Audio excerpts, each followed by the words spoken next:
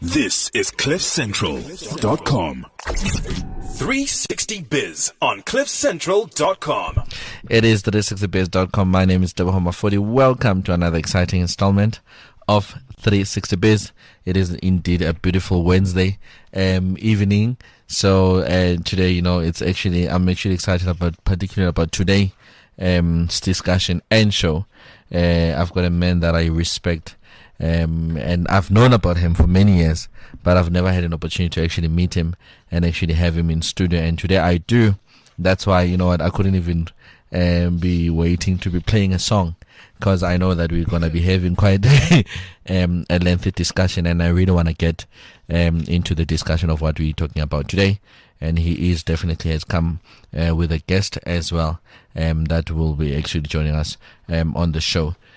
Today, it's actually a beautiful Wednesday evening. You know that definitely the minute you start hearing us on the radio, you know that you've tuned to nowhere but Cliff Central, and definitely the name of the show is 360biz.com. You're allowed to join in on the discussion. Our social media following, it's at CliffCentral.com. We have Cliff Central page on Facebook, and we are at CliffCentral.com on Twitter, and at CliffCentral.com on Instagram as well. So if you want to follow me on social media, it is at Teboho Mafodi on Twitter and Instagram, and it's Teboho Mafodi on Facebook as well. I'm not alone in studio. I'm with my boy Bulelani. Bala, how are you, boy? Man, I'm good. Bulelani, wait, there's something wrong. I think Bulelani. And I think can you just pull this while I connect you here? Okay. So yeah, okay, let's try that again. Right. Yeah, say hi, Bulelani. Hello, everybody. Yes, now I can hear you. Good morning, good afternoon. It's not morning, Bulelani. Well, I'm greeting the people that didn't greet in the morning. Good morning, okay. Good afternoon. Yeah. Later on, I'll be saying good evening. Oh, okay. Are you well though? No, man, I'm very happy to be here. I come from the office, production is running. It's a beautiful, it's interesting that we are in November, man. Mm-hmm. The year, well, it hasn't flown by, but it feels like the year has flown by. And there's just a month to go. I think for us entrepreneurs, it's a couple of weeks to go. Mm-hmm. In terms of our businesses remaining open, but obviously we continue working. Entrepreneurs do not stop. But I see you're pretty much relaxed in shorts and what. Okay, but now the most confusing thing, you're wearing two watches. So here's the thing: I'm wearing two watches. Both of them have got the wrong time. Okay. The reason why I did that is when I left the house, I want to get batteries for both of them, so I didn't want to forget them, so I wore them, and I kind of just forgot them. Oh, is it? So it's a nice trendy thing. Want to be extra early. Yeah. No, definitely. Bulelani, today, we're discussing the issue of the real estate of BEE. As we know that South Africa's first democratic government was elected in 1994. With a clear mandate to readdress inequalities of the past in every sphere, political, social, economic. Since then, government has embarked on a comprehensive program to provide legislative framework for the transformation of South Africa's economy. Even in 2003, the broad-based Black Economic Empowerment Strategy was published as a predecessor to the BEE Act number 53 of 2003. The fundamental objective of the Act is to advance economic transformation and enhance economic participation of black people in South Africa. This is a discussion as well that we've had even in the past. But I think today we're taking a different twist, to it in regards to that. We know that in this, in October this year, the BEE Commission had planned to issue about 50 preliminary final findings against companies for contravening the BEE Act. What are these conversations? What were these contraventions? And one of them I know definitely it is fronting, because I know that even in our previous discussion we've discussed the issue of fronting that is actually taking place. A major form of non-compliance is fronting, or the introduction of spurious schemes that purport to introduce black shareholders. Sometimes they go to an extent of taking domestic workers, without signing any benefits to them and giving them shareholdings into their businesses. You know that this is something that I'm very passionate about, and we've discussed previously on the show. But that's why obviously today we thought, let's bring in an expert to actually discuss, some of these, findings and preliminaries that with the commissioner. That is, this enhances companies' BEE status. It increases chance of winning contracts. Fronting is seen to be prevalent, and some companies have already been issued with findings, and more are still yet to follow. In this year, and I know it's definitely something that we're all looking forward to. But however, I must say that with my guest, particularly today, to talk about the issues of real state of BEE and transformation better, he has been as well in the forefront of social media. I know that you trended not so long, where he got to actually exposed some of these things that are actually happening behind closed doors, with us not being updated as to what is actually happening.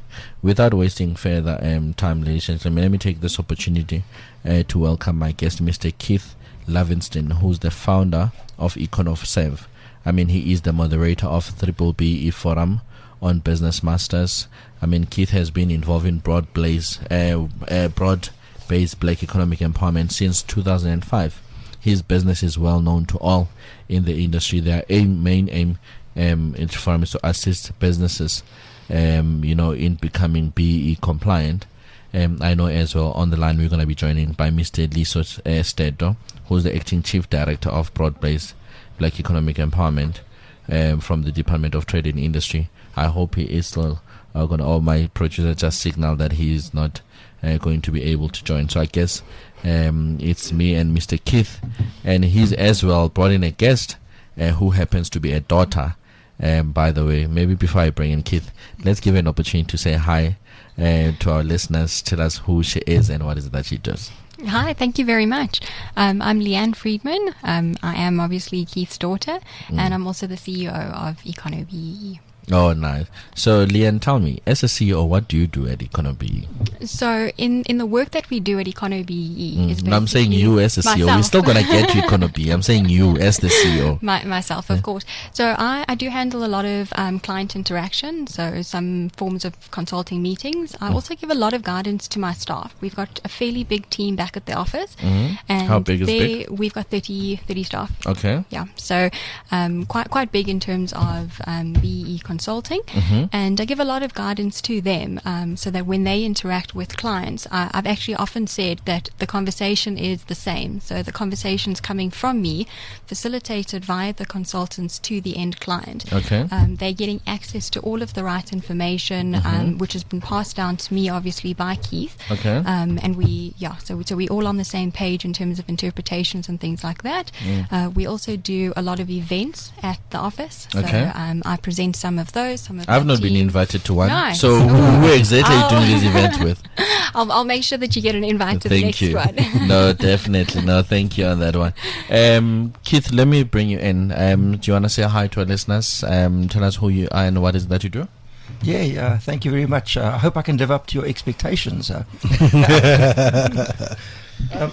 started the business a long time ago, got involved in BEE back in 2005. I knew nothing about it until then, and it's something that became quite passionate to me. It's something that I could identify with, and also made business sense to me. So we got involved in BEE, all aspects of it, and slowly grew the business until it is the size. And you haven't asked me what I do in the business, and that is as little as I possibly can, other than. No, I was actually still going to come to that. To say you are a fairly young man. You look 32 years of age. So, and having started this business, back in 2005, don't you think you've decided to hand over the reins prematurely to already have a new CEO? No, I don't think so. I think in any business, you shouldn't be in any one position for more than about 5 years, because otherwise you get a little bit stale. I wish my president can hear that. Yeah. And in our case, I think the exact same thing has happened in our industry. It's actually quite a pressurized job that we have to do. My PR guy once said to me, you must be doing a good job because many companies dislike you, the DTI dislikes you, you're obviously doing it right. and in that respect, I can sleep at night. Oh, okay. But it is quite a hard business, and particularly if you're doing a type of consulting job, you are only as good as the last job you did. But I'm also, Bulelani, very passionate about entrepreneurship and enterprise development, because that's the area that I think I'm strongest. I'm not really a great manager.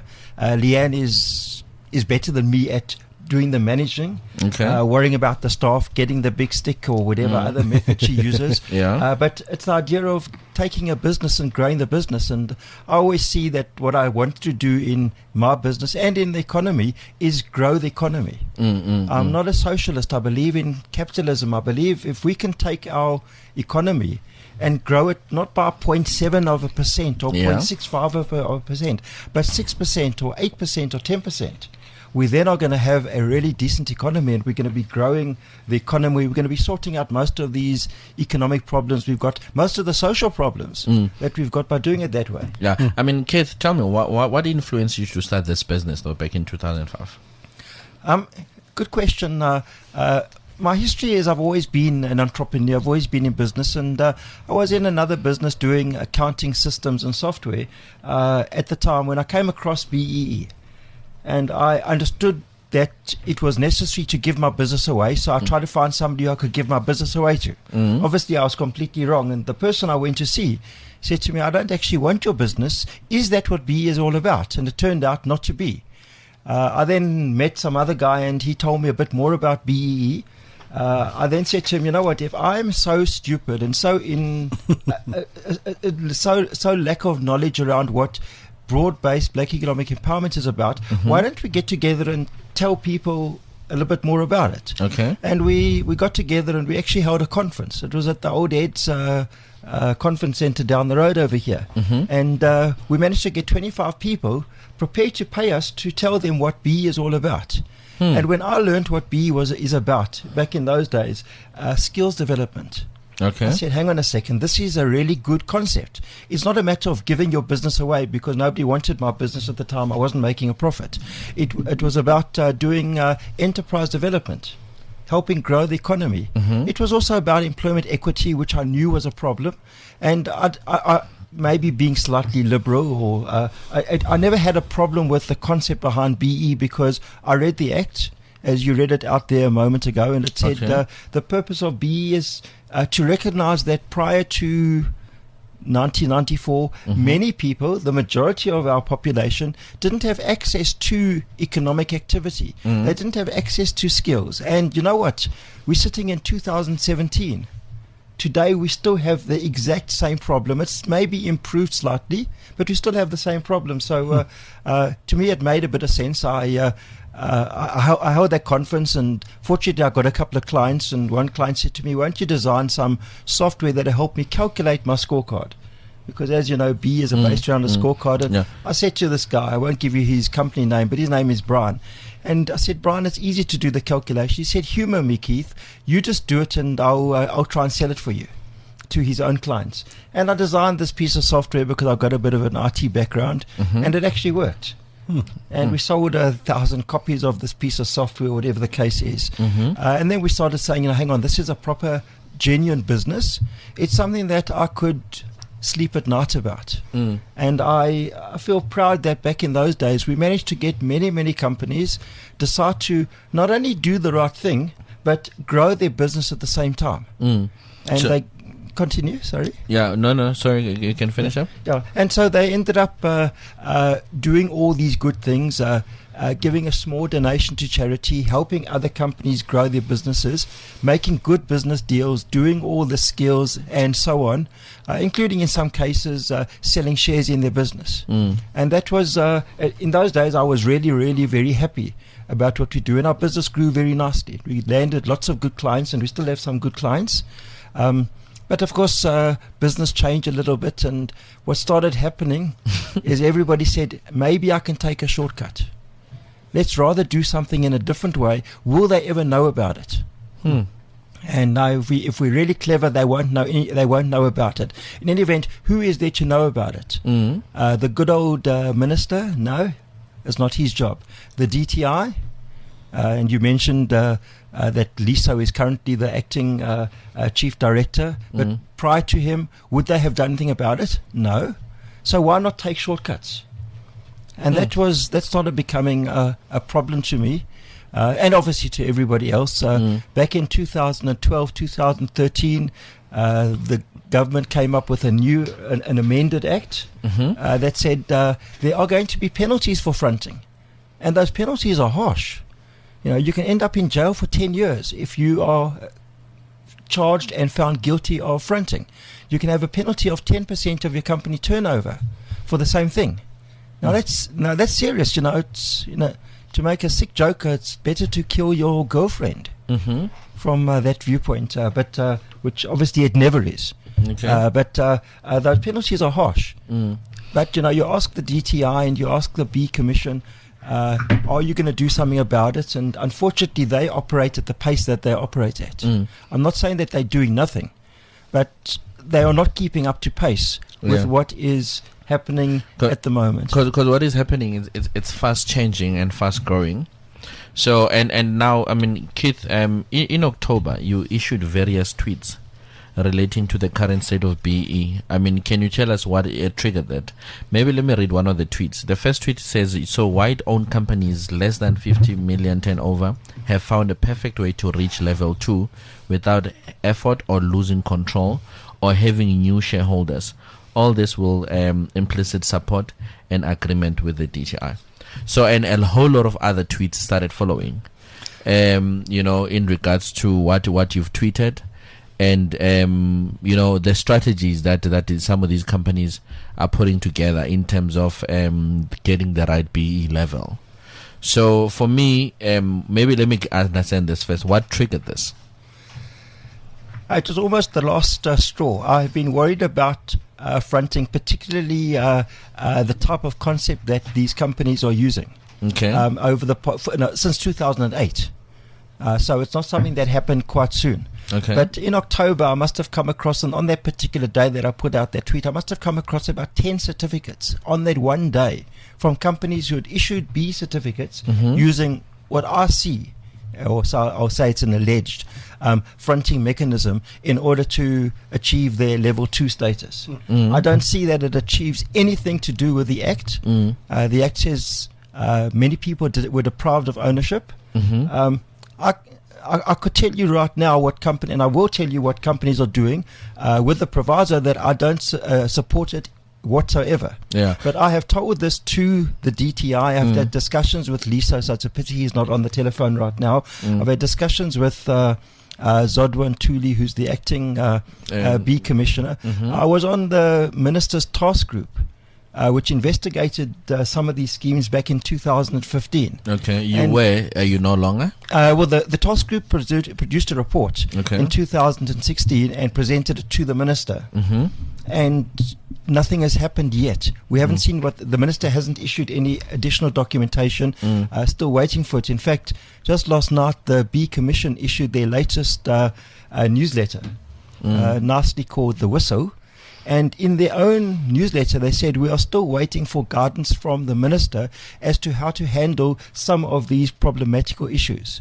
So right now we've got a minister who hasn't issued any documentation. I spent a bit of time working on that task group 2.5 years ago. And prior to that, for 2.5 years before that, I had been complaining about these issues. 2.5 years later, now 2017, the DTI and or the B Commission hasn't actually come up with one word, and they know that it's happening. They haven't come up with one word to say this is now absolutely wrong. We're going to go to a court and we're going to get this thing sorted out once and for all, or we're going to lay charges and we're going to hope that this is going to be finally a penalty will be applied, or else it is legal. At this moment, I have to say, you can do whatever you want because nothing is going to happen. Okay, so now, I mean, on one of the tweets you had made mention that you won't believe the creative ways that these businesses use to pretend that they are black owned. I mean, with government and to win tenders. Right now, you've also just made mention of some of the frustrations that you that got to you for you to actually be at that last peak. Do you understand? There's somebody that is listening that didn't see your tweet, that doesn't know what you tweeted or who you are. Do you understand? Yeah, sure. Or even some of these, creative ways that businesses use to pretend they are black owned. Do you want to perhaps maybe give us a couple of examples in terms of some of these creative ways these businesses are using to pretend that they are black owned? Let's start with a really simple issue. Okay. Last year, December, I received a B certificate from a company that showed that they were 100% black owned by Mr Levenstein. I won't give you the more details, but it turns out that he's a very white person. Yeah.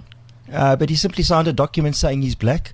The verification agency didn't bother to interview him, and they simply issued a B certificate. They finally withdrew the certificate when I went and said to them they should please investigate. Okay. I reported that to the BEE Commission, but again, nothing happened. But anyway, that's one way of doing it. That's a very blatant way of doing it. Okay. What many companies are doing nowadays is they are creating a trust.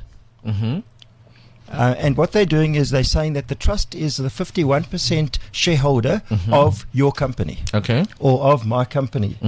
The trustee of the trust is actually the owner of the business, but the beneficiary is one black person, usually a woman, because you get more benefit out of it. Does that woman know that she is even a beneficiary? No. Does she get any benefit whatsoever? No. Did she sign that she is prepared to be a beneficiary? Well, she was jolly well told to, otherwise she is going to be dismissed. And these are actual situations that we see. So what is the benefit that she gets? Does she really own the business? No. Absolutely not. Is she the 51% shareholder? No. Very often I take a look at the company and say, who are the directors of the company? And I usually then, being a little bit having a slight sense of humor, but also being annoyed, I will call the particular person and say, you're the 51% shareholder. Why aren't you not a director of this little company? We're talking of companies who have a turnover of probably less than 50 million rand. So they can't say, well, I'm a sleeping partner, because she wouldn't ever invest in this company. She has no money. Is she an owner of the business? No. What happens when she leaves the company? Well, she's going to jolly well lose her right to be a beneficiary. And who is then the new beneficiary? Whoever the owner of the company, who is the trustee, decides to make as a beneficiary. So he's got all the power. She, the lady, has zero power. Another way of companies doing the fronting is they create a trust, and they do something quite nice, and they say, we're going to donate the beneficiaries some money for their education, called an education trust. So they then, when I investigate, and I said to one particular person, how is this trust paying for your shares? He says, no, I'm donating the shares. Okay, so you've got a 100 million rand business or a 50 million rand business, and you're donating the shares for no benefit, because that doesn't make sense. Who's going to sell? No, can I have your motor car, please? Yes, thank you. It doesn't make sense. And then the guy said to me, well, I want my employee, or I want this young girl who is at school. She's a matriculant, to get some benefit. So, okay, is she ever going to get any benefit? Well, no, because the trust has to repay me for the shares. But a moment ago, she had already owned the shares. The next thing, of course, is, will you ever declare dividends? You must be joking. Why should I declare dividends to give to somebody who hasn't paid for the shares? Or what we will do, and I use the word slightly aggressively. What they do is they pay enough money to this young student or matriculant that I call shut up money. Now, if you are given 10,000 rand and you don't even have 2,000 rand to pay for your schooling, you will be very, very quiet. Is it corruption? Yes, of course it is. But it's corruption on both sides. So does this person ever have anything? Well, she has enough just to keep quiet, and maybe she would even have enough to pay her schooling. What's going to happen as soon as she passes? She's no longer a beneficiary. The next one arrives, and they will just keep paying a small amount, but there's no real ownership from my viewpoint. All I want from the DTI and the B Commission is to say, is this a good idea? Because if it's a good idea, then I would suggest every one of your listeners implement it. It's a way cheaper method. It's an easy method. It costs a couple of $1,000. In fact, there's one consultancy, who I don't want to name, who once mentioned that they are registering up to 50 trusts per month. This was 3 years ago. They have probably created up to 5,000 different companies who have this so-called 51% black ownership. So is this empowerment? I'm sorry, if that's empowerment, I don't want to be included in saying this is empowerment. Yeah. If that money is paid towards somebody's schooling, I think it's a great idea, and I call it skills development. Yeah. So I mean, you've given two examples in terms of some of these creative ways. I think can we add another two? Because I know that we won't finish them, but at least because I think obviously part of the show is to educate and inform. Do you understand? Yeah. Oh, sure. Then there are other ways of doing it, and they don't always use ownership specifically. There's what we call startup fronting, where a company that used to be in operation for the past 50 years decides to close doors and reopen in the same name. In a new business. In a new business. They have the exact same customers, the same website, the same address, the same everything, the same staff. But they've got a brand new business. The registration of that number of that business is 2016 or 2017. So they qualify as startup. So they qualify. Well, they think they qualify as a startup. In terms of the B codes, they are only a startup if they are not a continuation of an existing business. But nobody checks that, so they then get their automatic level 4. Then there's, of course, the other ones, which I also submitted to the B Commissioner, and she was actually quite annoyed at what the company was saying.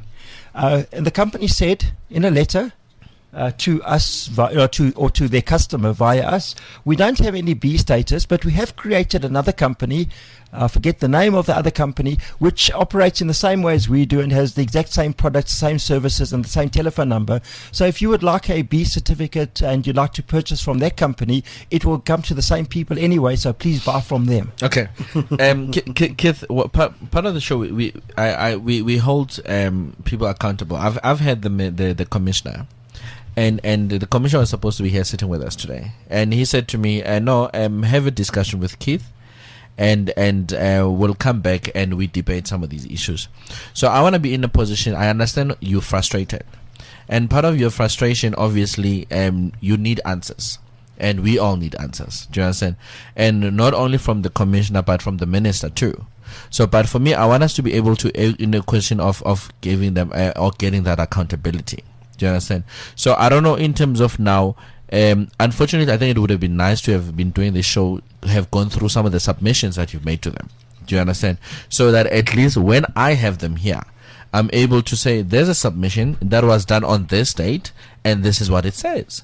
And from year, or it's been 2 years, it's been 3 years, nothing has been done. Do you understand? So then in that way, so we're able to get answers on the spot, and we're able to see or to get what has been done.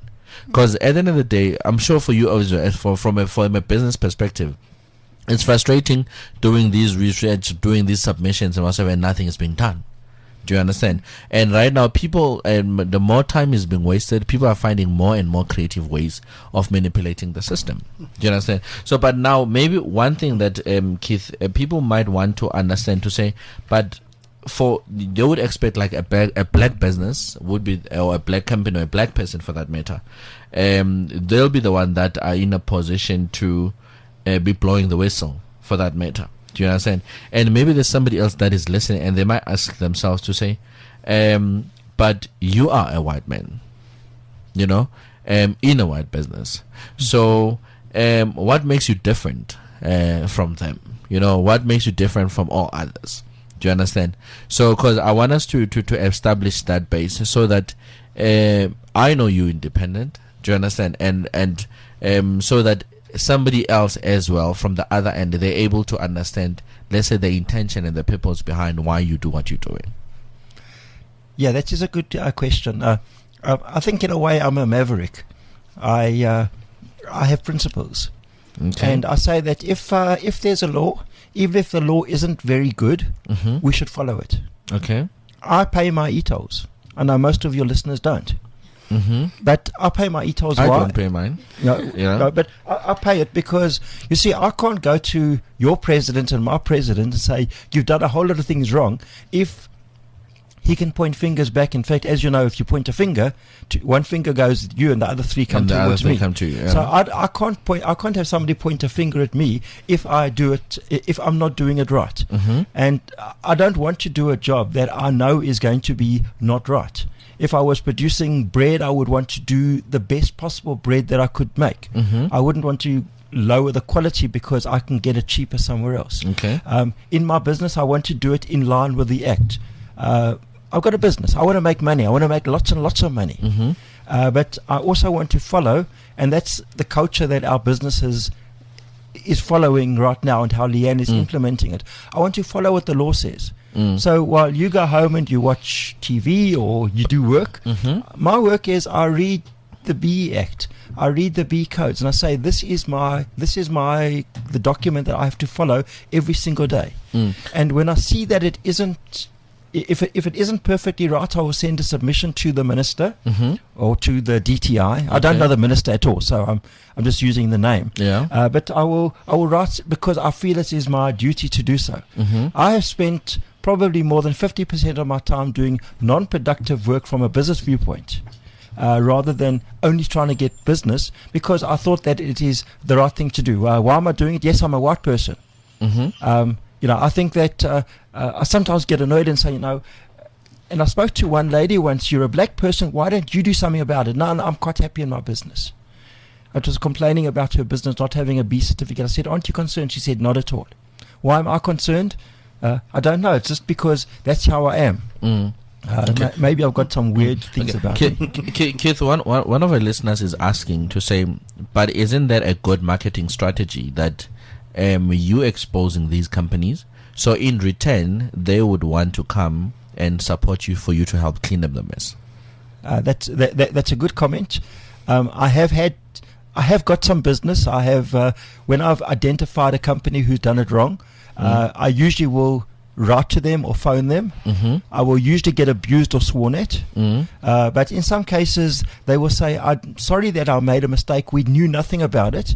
And they have, in many cases, asked me, will you take over the work for me? And my answer is absolutely yes. I have. And I'm proud to say that I've spoken to some people and said, I don't want you as a client. I think Leanne wants to make a comment as well. I just want to add in, based on that, we've actually lost a huge amount of business because our clients will say to us, we've heard of the scheme, we've heard of this method, can we get ownership points this way? And I have said, absolutely not, because I don't believe that that's the right way to do ownership. So I can understand what your listener's saying in that maybe we're going to get more business out of it. As Keith's reiterating, we want to do things correctly. So if the DTI and if the BEE Commission says, yes, actually you can get ownership points via this method, then great, we'll do that. But right now, we're actually losing clients because we won't let companies do things that we see as incorrect, and they will then go to a competitor that sees absolutely nothing wrong with doing one of these dodgy ownership schemes. I mean, it's a good point that you've made out there, Leanne. So and in the midst of you have a losing client, but I think you're getting good clients as well, others, and I think you as well getting a government buy-in in terms of business. Keith has been given an opportunity to sit on task teams and everything.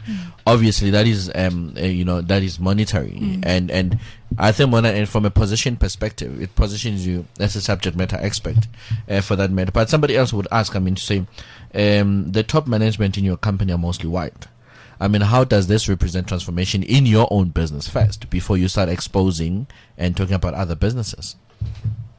Yeah, well, remember that BE is not only about ownership. Okay.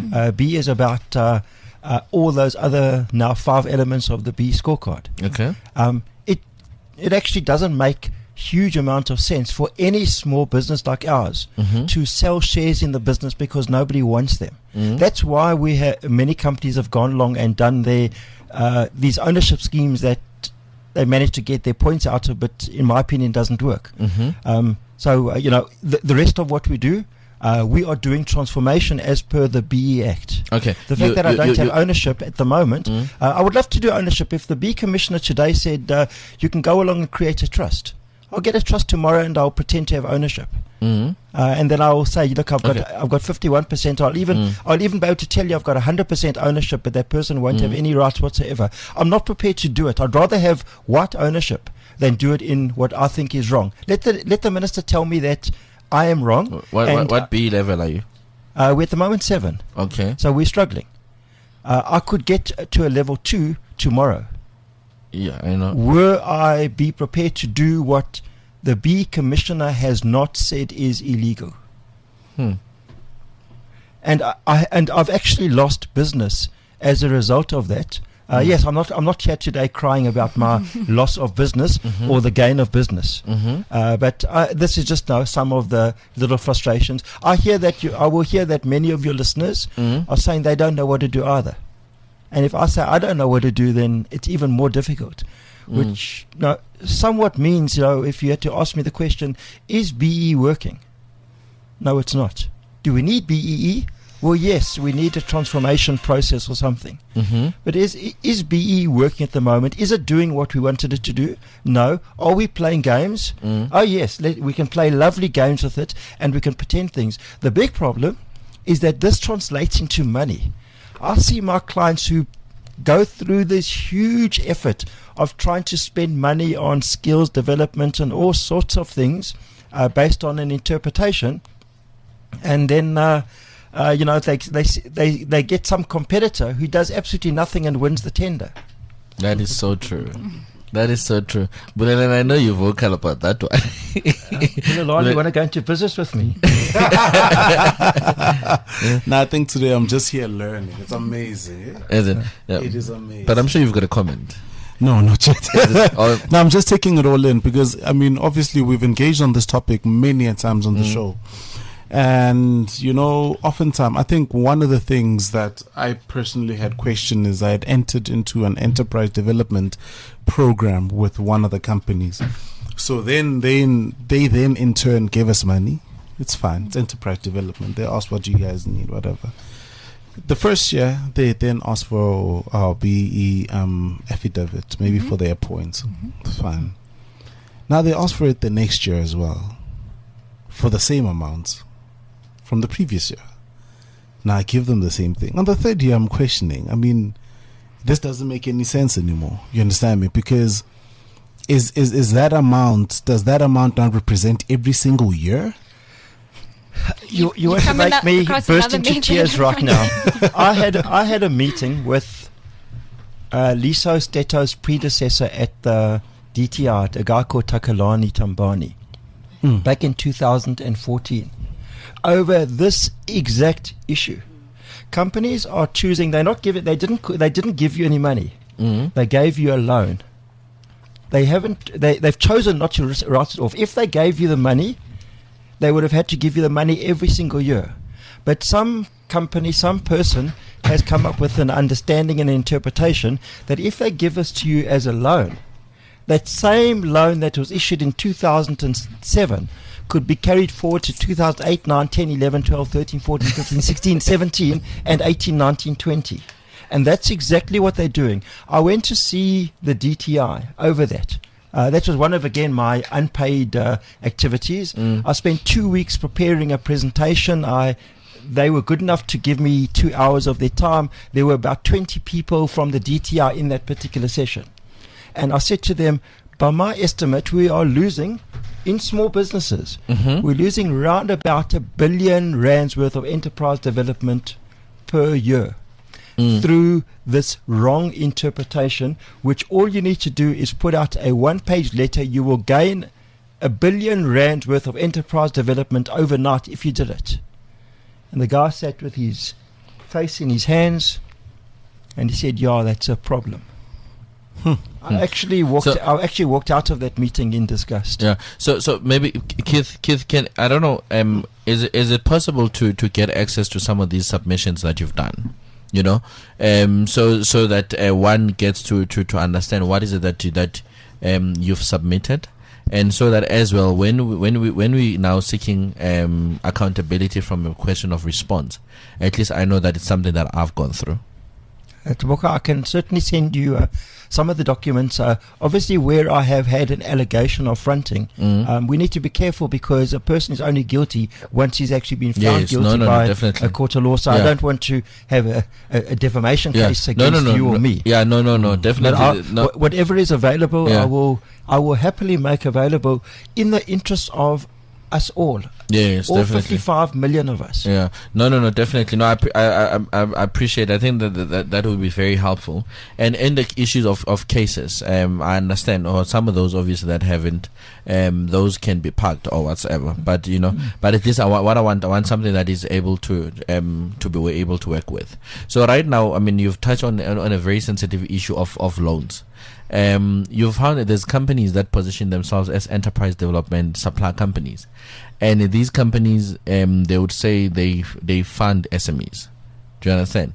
So instead of them actually funding those SMEs, they want to take equity in return for those SMEs. They actually give them loans, as you said. Do you understand? And right now, with money that they were not loaned for, but this is money that was grant for them or to them. Do you understand? For them to be able to make a difference within other businesses. And right now, my question is, I think it frustrates me the fact that there's no BEE Commissioner Ombudsman, and for me, I think within the context of BEE Commissioner, all respect to her, but I think it's very limiting. I can imagine to say some of these things that you question, you are not being able to give in answers. But you see, right now, people are getting good lawyers and are getting good accountants for them to put up good structures that are BEE, or ESD whatsoever, positioned, but however with no value in return. I've always said, people hated me for the statement that I made, and I even said, for me, I think enterprise development, space is the very easy and effective money laundering industry that one could be in, because people are laundering money. Do you understand? And right now, there's no accountability that people are given. Right now, we've got the organizations like Amapungani that's holding politicians and business accountable. We've got why don't we have one for BEE, for instance, that is able to hold people accountable? Yeah, I think half the answer is the majority of the press are very anti-BEE. People don't like BEE. When we go and talk to businesses and companies about BEE, they'll often make a derogatory comment. I'm now talking about the people we see, businesses who might have called us in. So it might be more a white business than a black-owned business. But we still have the same problems either way. And I went into some company a couple of months ago, and the guy said to me, I need your help on BEE, but as far as I'm concerned, if they dropped an H-bomb, I think hydrogen bomb, on BEE, I would be more than happy. Now that's the way the person. Please elaborate. Well, crazy. he says, I hate BEE. I don't want to do it. Find me the best way possible to become BEE compliant.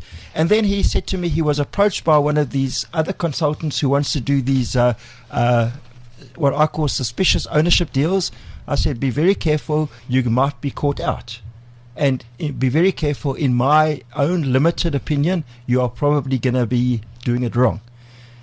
He ended up following that method anyway. But, Leanne was on an aeroplane coming back from Durban yesterday. And she spoke to somebody who happened to be sitting next to her on the aeroplane.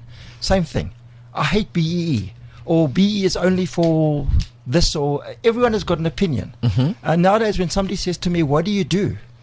I say, I do management consulting. Because I'm going to get every single person from the shopkeeper down the road to the doctor to the the accountant telling me exactly what they think of BEE. I didn't ask him what they think of what they think. They just tell me, hello, what is it you do? You're an entrepreneur. Oh, great. Hello, what is it you do? I'm a B consultant. Well, I will tell you that B is actually it isn't working, and it's a total corruption. And take a look at the president. And I don't know what that's got to do with anything. And of course, they throw the family called Gupta at me. As a matter of interest, the Guptas have never said that they are black or B compliant. They've never said it. That's because true. they actually don't meet the definition of black in the first place. I'm certainly not making any brief out for them or anybody else. But it gets very, very frustrating and actually soul destroying when the first comment a person makes about you is an insult. Yeah. I know we're on a different type of radio station, so I can say things that I wouldn't No, anywhere else. the good thing we are uncensored and unradio, so we can swear if we need to swear. So no, well that I won't do. But during our consultation, we say that you will earn more points on BEE if you can employ disabled people. Now, seriously, and with tears in my eyes, we know that there are disabled people, and they have an even harder time than black women did. What is the usual comment that a person makes when you say, do you have any disabled black employees? Leanne is going to say it. They always say they're employees.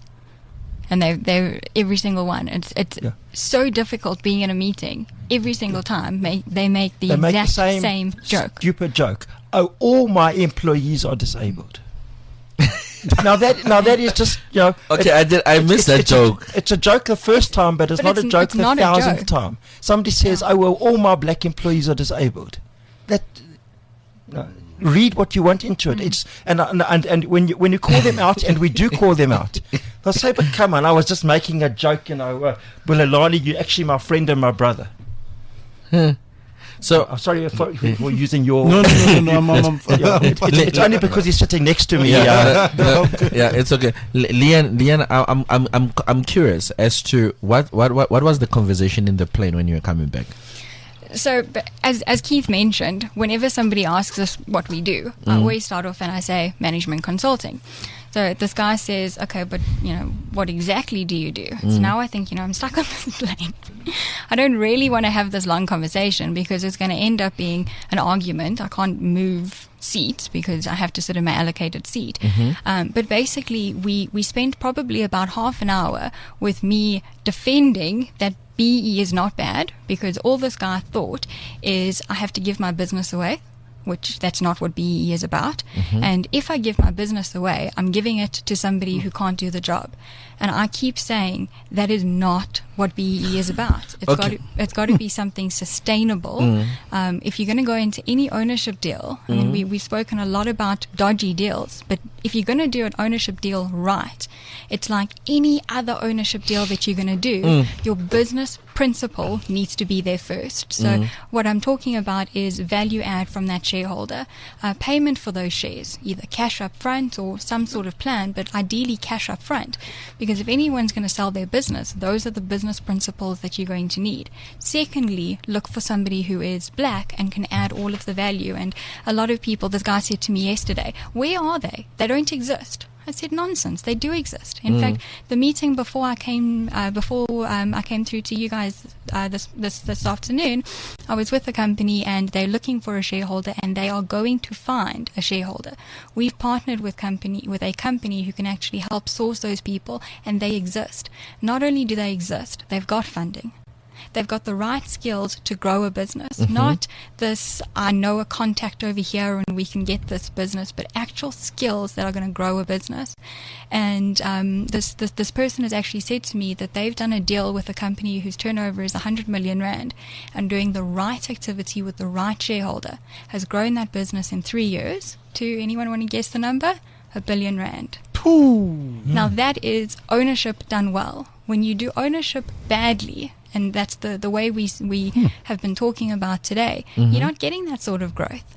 I mean, 100 million to 1 billion. Okay. That's good value add. No, I like what you just said, Leanne. Leanne, maybe quickly, you said that's not what B is about. Do you understand? There's somebody that is listening that doesn't know what a BEE is about. Do you want to maybe perhaps educate the people to say, Sure. what is it? It's not about giving away you've made a good point. It's not about giving away your ownership. It's not about giving away shares or whatsoever. What is it about? Sure. So BEE firstly stands for broad-based Black economic empowerment. It looks at an entire scorecard, which is a combination of ownership, management control, skills development, enterprise and supplier development, which also looks at your procurement, so all of your suppliers, and socio-economic development. When you do an activity, those activities should be sustainable. So, for example, when doing your skills development activities, spend money on skills development for your employees and for people in general that are going to add skills to the business and that's going to add genuine skill to the person. I must admit, I'm really quite tired of seeing the same old Excel course over and over again, which firstly doesn't add a lot of BEE points, and secondly doesn't actually carry as much weight as a BCom, for example, or an MBA, for example. So it is a lot more broad-based. It does have a scorecard. Those scorecards result in a number of points, and that number of points result in a level. The level that the company achieves is basically a level 1 to a level 8. Level 1 is the best level, level 8 is the lowest level, and this is the recognition that a customer gets. So the whole cascading effect of BEE and why a company needs to get a BEE certificate is mostly when their customer asks them. Their customer will ask them for a certificate if that customer does business with government, or if that company does business with government, if that customer is a JSE listed company because they are required to get a certificate, or if they require a license, for example a mining license, a gambling license, or a liquor license, they must get a certificate. So that company then looks at their own scorecard, as I mentioned, those 5 elements of ownership, management control, skills development, enterprise and supply development, and socio-economic development. They will look at the whole scorecard, and based on the procurement element, where they can get up to 25 points. By the way, ownership is worth 25 points. Procurement is worth 25 points as well. So they get points by actually buying from compliant suppliers. And in a nutshell, that's the elements, that's the principle of the scorecard. There is a different scorecard based on the industry and based on the size of the business. So it does get quite technical, but I don't want to get into too much of the technicalities today. Oh, okay. So I mean, no, thank you for that insightful information, Leon. Maybe coming back to you, Keith. Keith, at the time when you started BEE, there was no institutions that were teaching BEE. There was no universities. There was not a course, maybe for that matter. How did you learn about BEE?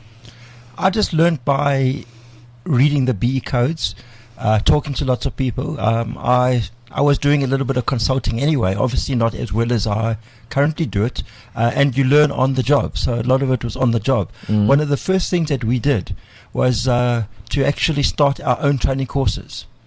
And I always find that if I teach somebody how to do something, I end up learning a lot more myself. Yeah, that's true. So we were one of the first companies to do BEE training. But some of those courses are expensive today. Well, they are. Even our courses, we still have one-day courses or half-day courses. They are a couple of $1,000 or so. It was quite a long later on in about 2010 that the DTR started with what they call the Management Development Program. Which is a university UNISA or WITS type initiative, which is going to obviously also be some type of training, but a lot of it was self-taught and self-learning. A lot of it is also we've got the history. If you ask me a question like you did earlier on about the enterprise development and the loans, we've got the history over the past 10 years, and if I were to have to give you an answer to something, I would go back to the original BEE codes or the draft codes of 2004 and 2005 to try and get a precedent of the thinking that went into how to do the particular job and get the final answer in the best way possible, which unfortunately even at the DTR there have been changes for good and bad reasons, but they don't have the continuity. They also haven't seen 5,000 companies who have had all sorts of different questions. If only they did, they would start realizing the difficulty and the hassle of what has been implemented. So now, I mean, I've realized, I've taken a note. Look at the people or companies that are making a killing in the enterprise development space and BBBEE space. It's never black companies. It's never black-owned businesses. Why is that? I wish I knew. I wish that there would be a lot more, even in the verification industry. And, somebody called us out, ourselves only having, being a white-owned company. So many companies are either white-owned or verification agencies also. Were started by white people. I don't know. Maybe they saw there was an opportunity, but it is changing. And, it probably mirrors the economic activity that is happening in this country anyway, which is still not 70% or so white type businesses. Yeah, that is exactly the point I wanted to mention. As you know, roughly 90% of our population is African-coloured Indian, about 10% is white, yet 90% of the economic resources is in the hands of white people. You've seen the stats from the Commission of Employment Equity about top management jobs. Something like 60% of top management jobs are white male. So I think obviously it's definitely in the BEE industry, definitely in the enterprise and supply development industry, but in general it is across the entire country. I don't want to get too technical, but one of the requirements in terms of procurement is to spend 40% of the company's total procurement value with companies who are more than 51% black owned. And 40%, if you think about the stat of 90% of the population is African coloured Indian, the target is 40%, which is firstly low, but secondly it's actually extremely high because no companies are actually achieving that because there aren't as many black owned companies out there that these companies can buy from. And to me, that's why I say the word sustainable. We need a sustainable solution on enterprise development to grow that black-owned business properly so that they can actually supply the big corporates with a billion rand turnover, whatever the case may be, but do it sustainably rather than, try for a quick fix type approach. That's amazing. And I think just from my perspective, to SMME or a black entrepreneur out there who has been invited in an enterprise development program where they want to give them funds or whatever, what are some of the things that they need to look out for, or what does that thing look like to an SMME or a black entrepreneur? So firstly, one of the important criteria is to work out whether or not that company can actually be a beneficiary. An enterprise and supply development beneficiary is a company that has a turnover of less than 50 million rand per annum and is more than 51% black owned.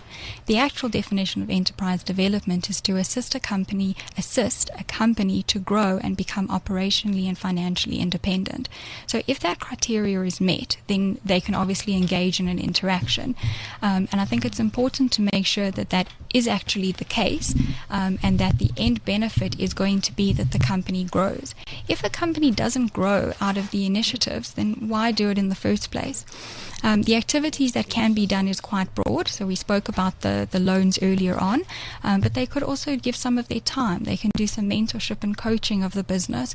They can give free office rental. There's a lot of different activities that they can do, but I think it's got to make business sense as well as BEE sense. The codes also talk about supplier development, and the difference between enterprise development and supplier development is basically enterprise development is any company. Supplier development beneficiary must be a supplier to you. So that is in the future going to solve that problem I mentioned earlier around procurement if done well. Time usually flies when you're having a good time.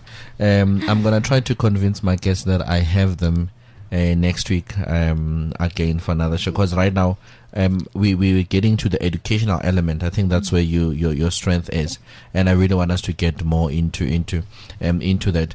But quickly, for somebody that is listening and that wants to attend some of your trainings and able to get some of or support your business, where can they get hold of you? I think the easiest method is to visit our website, which is www.EconoServ, that's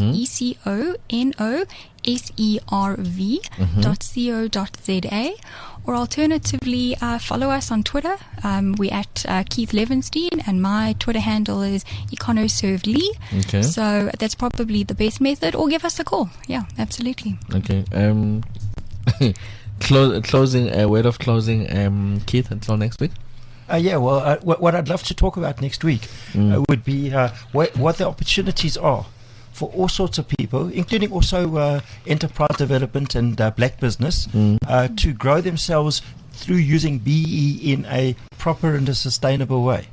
I arrived over here feeling a little bit demotivated.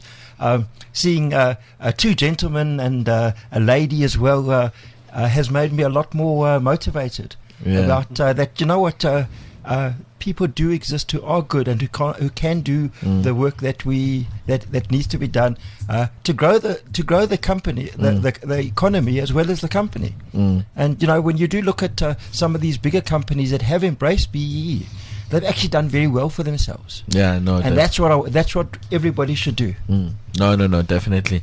I love the work that you guys do as EconoServ. Thank you, Leanne, for coming through. Thank you, Keith, for definitely coming through. It's confirmed we're having them next week, and we're going to be discussing about some of the opportunities that we've just Keith just spoken about. If ever you've just tuned in, you missed out on an exciting and amazing show. But you can always go to www.cliffcentral.com, go to podcast to actually listen to the podcast. We're going to be tweeting this as we're going to be making noise about this around. We're going to make noise about this, right? Fantastic, absolutely. Definitely. So, and get inside, get educated, get informed, and really for the betterment of our economy, for the betterment of our country, and touching individuals. Bulelani, do you have something in closing? You look traumatized. No. I think I was just about to get into my questions. Oh no, you'll get into the question next week.